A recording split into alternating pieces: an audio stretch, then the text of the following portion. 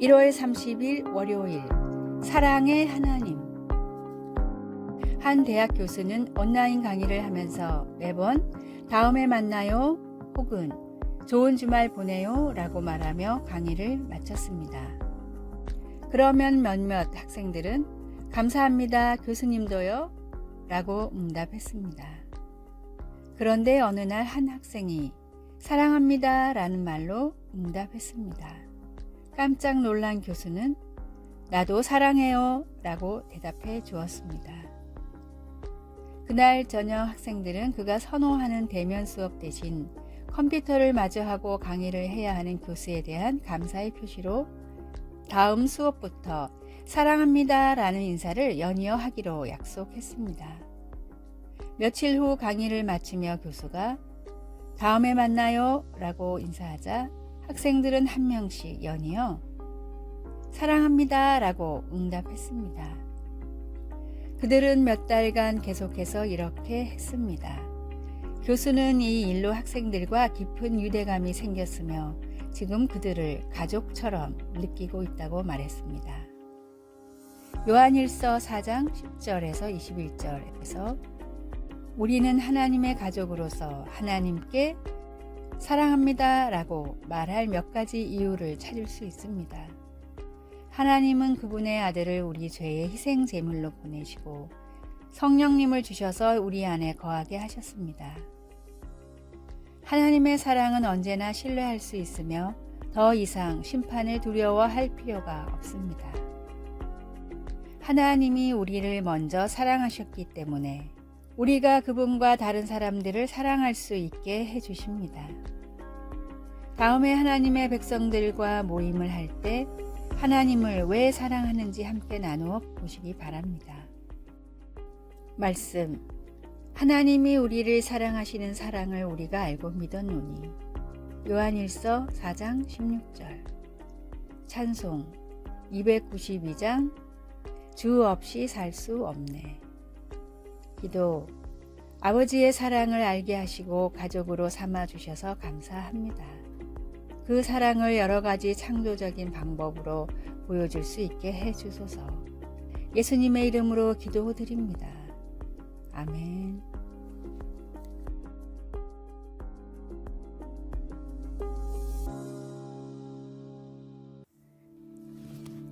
(1월 31일) 화요일. 긍정은 점 하나 차이. 사람의 인생마저 괴롭히는 고질병에 점 하나 찍으면 고칠 병이 됩니다. 연약하고 작은 마음에 굳건하고 당당한 신념의 막대기 하나만 꽂으면 무엇이든 반드시 할 수 있습니다. 당신이 시도해 보지도 않고 불가능, impossible 하다고 여기는 일이라도 점 하나를 찍으면 나는 할 수 있습니다. I am possible이 됩니다. 당신의 현재는 물론 미래까지 검게 짓누르는 기재 점 하나를 찍어보면 당신의 앞날을 하얗게 밝혀주는 빛이 됩니다. 꿈은 어느 곳에도 없다. Dream is nowhere 라고 생각되는 인생이라도 띄어쓰기만으로 꿈은 바로 여기에 있다. Dream is now here 라고 말할 수 있는 인생으로 바뀝니다. 부정적인 것에 찍는 긍정의 점은 다른 곳이 아닌 당신의 마음에 있습니다. 결국 절망을 희망으로 바뀌는 그 하나의 획은 바로 당신의 것입니다. 오늘의 말씀. 너는 그들 때문에 두려워하지 말라. 내가 너와 함께하여 너를 구원하리라. 나 여호와의 말이니라 하시고. 예레미야 1장 8절. 오늘의 찬송 304장 그 크신 하나님의 사랑. 오늘의 만나. 당신의 마음은 불가능한 것도 한순간에 가능한 것으로 만들 수 있는 힘이 있습니다. 나를 사랑하시는 주님의 음성을 듣고 어떤 삶도 두려워하지 마십시오.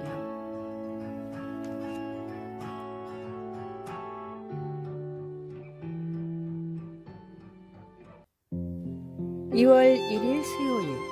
폭풍을 그릴 수 있었던 이유. 폭풍우가 다가와 험한 파도가 치는 영국의 한 부두에 한 청년이 어부를 찾아왔습니다. 저를 배에 태워 저 폭풍 속으로 들어가 주실 수 있겠습니까? 위험한 줄은 알지만 꼭 부탁드리겠습니다. 무사히 돌아만 온다면 많은 보상을 드리겠습니다. 부탁을 수락한 어부에게 청년은 자신을 돛대에 묶어달라고 부탁했습니다. 어떤 일이 있어도 배 안으로 숨지 않게 절 묶어주십시오. 엄청난 폭풍을 향해 배는 출발했고 몇 번의 위험한 고비가 있었지만 무사히 귀항했습니다. 어부는 청년을 풀어주며 도대체 이런 위험한 일을 왜 부탁했소? 라고 물었습니다. 폭풍을 그림에 담고 싶었는데 체험하지 않고는 제대로 그릴 자신이 없었습니다. 청년은 21살 때 왕립 아카데미의 인정을 받으며 영국 최고의 화가로 인정받던 윌리엄 터너였습니다. 이 경험을 통해 그린 해상의 폭풍우는 터너의 최고의 작품으로 평가받았습니다. 지금도 영국은 매년 가장 뛰어난 활약을 펼치는 화가에게 터너의 이름을 딴 상을 수여하고 있습니다. 가장 확실한 증명과 동기는 체험입니다. 능력의 하나님이 내 삶에 역사하시도록 말씀과 기도로 삶의 방향을 바르게 설정하십시오. 오늘의 말씀, 오히려 너희가 그리스도의 고난에 참여하는 것으로 즐거워하라. 이는 그의 영광을 나타내실 때 너희로 즐거워하고 기뻐하게 하려 함이라. 베드로전서 4장 13절. 오늘의 찬송 208장 내 주여 나라와. 오늘의 만나, 주님의 계획을 따라 제 삶을 인도하소서. 주님을 체험하는 삶을 살아갑시다.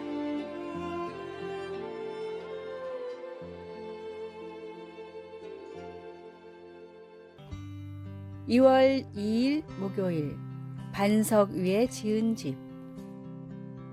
한국은 기초 부실 공사로 인해 사람들이 피해를 입는 사건을 접했던 적이 종종 있었습니다. 예수님께서도 잘못된 기초 위에 집을 짓는 것을 우리의 삶에 비유하시면서 우리 삶을 불안정한 토대 위에 짓는 것은 그보다 훨씬 위험하다고 말씀하셨습니다. 예수님은 우리 중 어떤 사람들은 삶을 견고한 반석 위에 지어서 극심한 폭풍우를 만나도 든든히 서 있을 수 있지만 어떤 사람들은 모래 위에 세워 폭풍이 몰아칠 때 심하게 무너져 버린다고 하셨습니다. 흔들리지 않는 토대와 무너지는 토대의 한 가지 차이는 그리스도의 말씀을 실천하느냐 아니냐는 것입니다. 문제는 주님의 말씀을 듣느냐 아니냐가 아니라 주님께서 힘주실 때 그 말씀을 실천하느냐 아니냐 하는 것입니다. 세상에는 많은 지혜와 더불어 많은 조언과 도움들이 있고 그중 많은 것이 선하고 유익합니다. 그러나 하나님의 진리에 겸손히 순종하는 것 외에 다른 기초에 우리 삶을 세우면 문제를 일으키게 됩니다. 하나님이 주시는 힘으로 그분의 말씀을 행하는 것만이 집, 곧 우리 삶을 반석 위에 짓는 유일한 길입니다. 말씀, 누구든지 나의 이 말을 행하는 자는 그 집을 반석 위에 지은 지혜로운 사람 같으리니. 마태복음 7장 24절. 찬송 204장 주의 말씀 듣고서. 기도. 하나님, 제 삶의 많은 경우가 불안하고 그때뿐이고 모래 위에 지은 삶 같습니다. 이젠 흔들리지 않는 삶을 살고 싶습니다. 하나님께 순종하게 도와주소서. 아멘.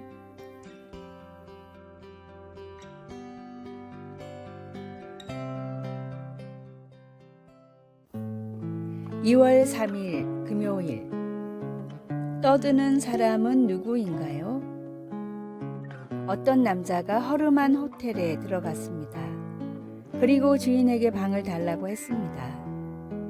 잠만 자면 되니까 방을 하나 주세요.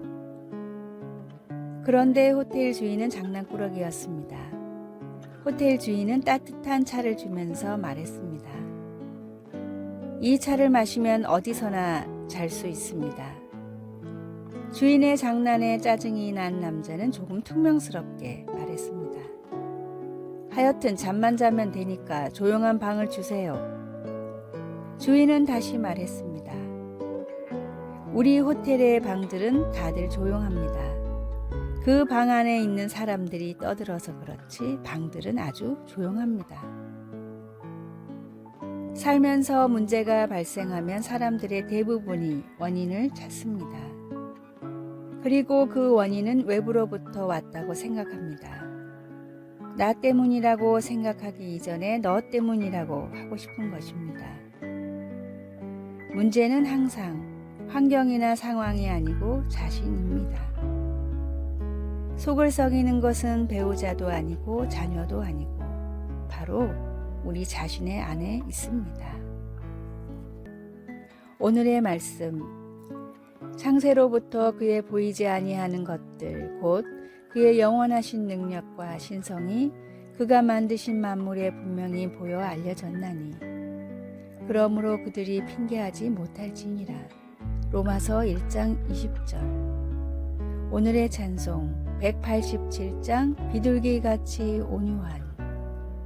오늘의 만나, 주님 모든 문제와 환경을 극복할 더욱 큰 믿음을 주소서. 하나님을 더욱 사랑하고자 하는 마음으로 모든 핑계를 극복합시다.